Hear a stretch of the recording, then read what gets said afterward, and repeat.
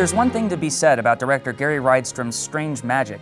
It's that it's weird as hell. Based on A Midsummer Night's Dream, the animated film from Star Wars creator George Lucas combines elements of fantasy, comedy, and popular music. Set in a magic forest divided by light and dark, the story follows Marianne, a fairy princess who's just been cheated on by her fiancé, Roland.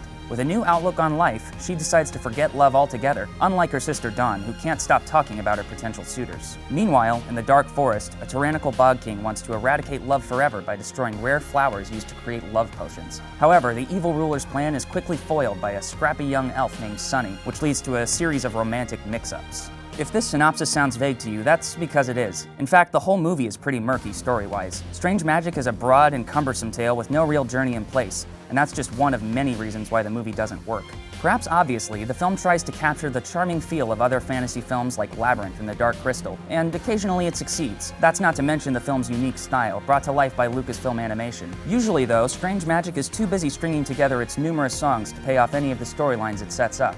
Speaking of songs, the soundtrack is another big letdown. Granted, there are a few exceptions, but overall the arrangements here are pretty bland, and the singers don't really get a chance to shine. So the story is uneven and the music is boring, but is the movie at least funny? Sadly, that's the worst part of Strange Magic. Not only are the jokes one note and awful, but they probably won't even entertain children. On the bright side, middle school English teachers will probably be thrilled to have a new version of Shakespeare's comedy to kill 2 days of class with. On the surface, Strange Magic has all the makings of a fantasy cult classic. Strange characters, musical interludes, and a Henson-like flair. Too bad the plot, music, and jokes are all lackluster. At most, it'll make you want to watch another, better fantasy film. For more movie reviews, keep it on IGN. Hey, you!